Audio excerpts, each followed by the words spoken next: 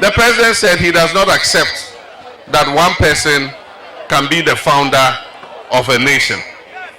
Yes, founding a nation, it takes many people, but there's always that critical one person whose sacrifice and effort is what finally leads to the attainment of the objective that everybody is working for.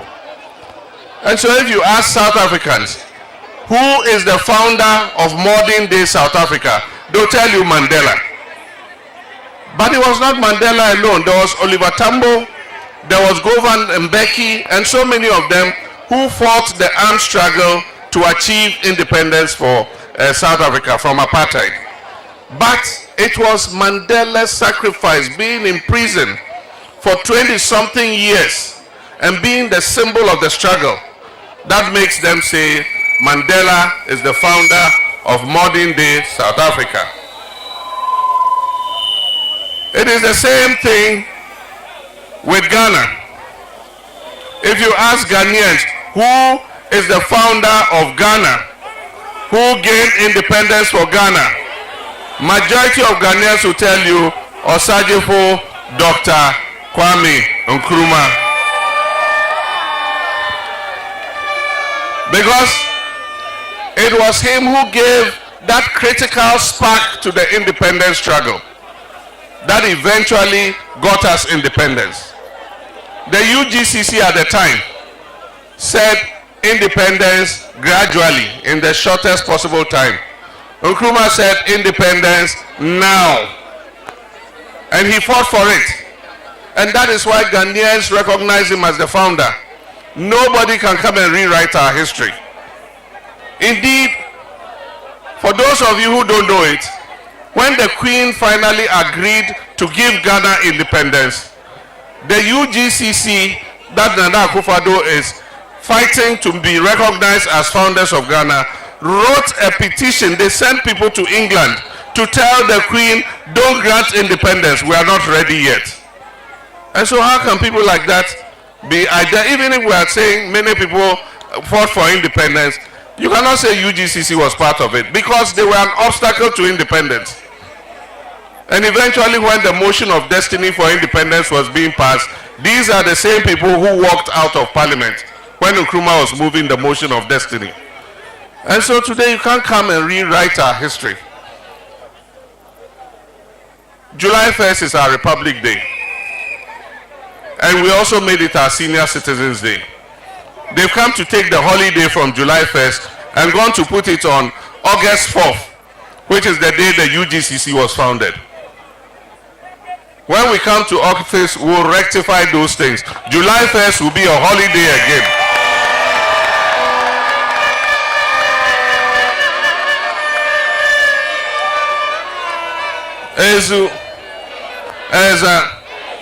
If you say who is the founder of Ghana's Fourth Republic, it's obvious, it's J.J. Rawlings.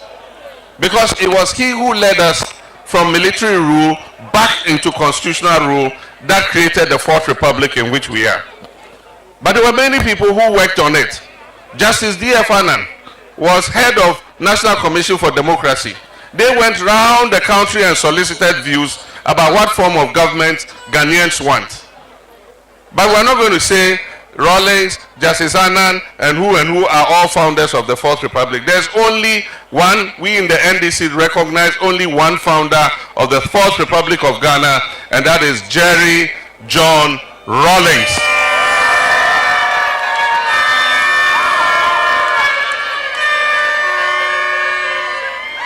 Nana Addo is not right when he says there can't be only one founder. Yes, there can be one founder.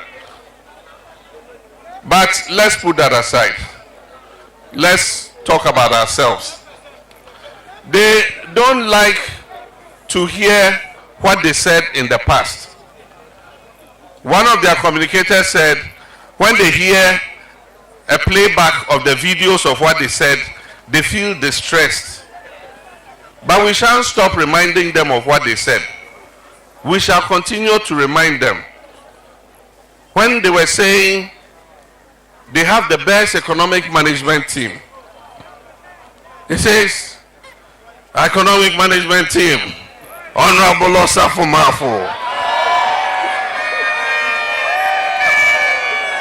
Honorable Alan Chiramanting, Ken Oforiata. I mean, I said, what a solid team.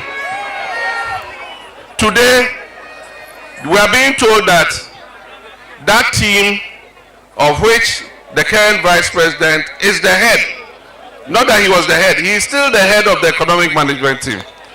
Today, that solid team has landed Ghana in the highest debt that we've ever seen in history. 750 billion Ghana cedis. All of us owe. And you think that Nana Addo is the one going to pay it? No, he's 80-something years. If God grants him some years, he still won't live long enough to pay 750 billion cedis. Who's going to pay 750 billion cedis? It's you, the youth of this country. It's you. And so they piled the debt, they've spent the money, and they've left the debt for you to come and pay. And the same people said, Ghana nye here mine. Ghana nye here mine. Yet is a castle, and so I come there.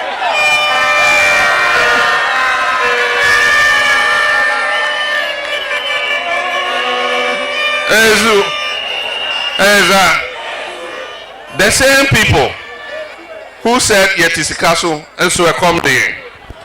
Today we are hungrier than 2016 when they made those comments. And you remember the other one? Mahama is an incompetent president.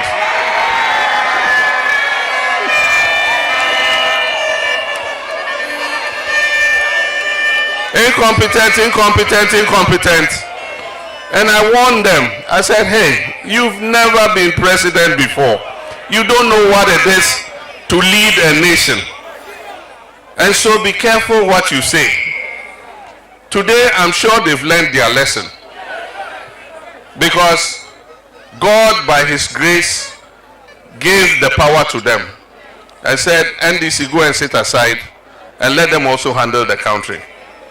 Today, unemployment, which used to be just above 8% under NDC, is almost 15% under this present administration. And that's why a lot of our young people are here today. They finish school, they have no work to do.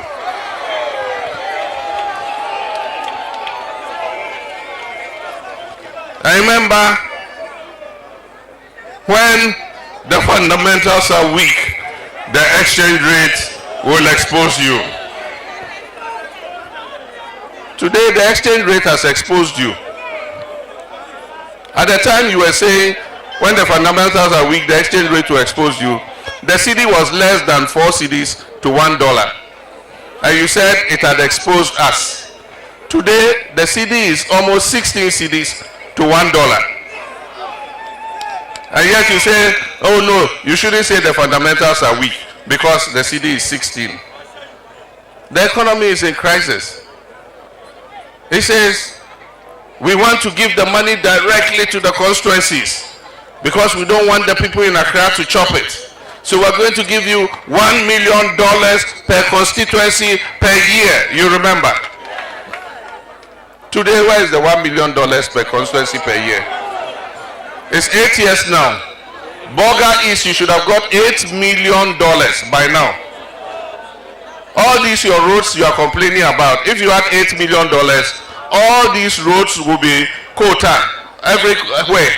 Even to the Chief's Palace, Gambigo Naba's house, there would have been quota there if we had $8 million in Boga East. We're going to build one village, one dam. Every village will have a dam. Even those who got the dams, they are like dark ponds. You can't do any dry season gardening there. If 10 cows drink from that dam every day in the Hamatan dry season, within 2 months that water will be finished.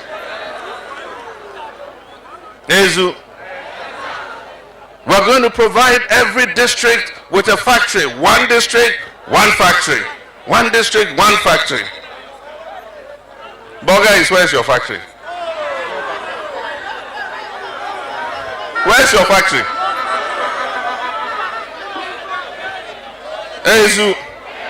You see, every day we will remind them of what they said, because you cannot take the people for a ride.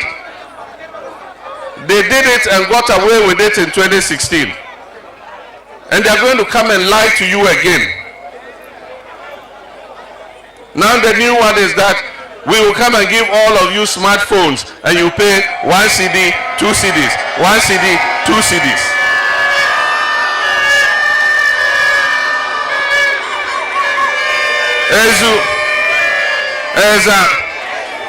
And I'm saying that the youth of Bolga East do not need your smartphone. They need a job. If the young people get a job, they can buy their own smartphone.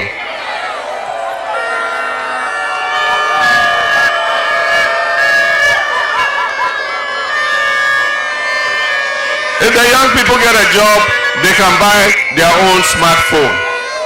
And that is why NDC's priority when we come to office in 2025 is about jobs, jobs, and jobs.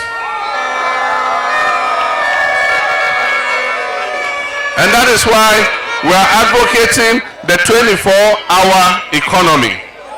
When I was doing the building Ghana tour, I promised Gambigo Naba and all the chiefs here that one of our priorities when we come back will be to revive Kwame Nkrumahs' Zwarungu meat factory.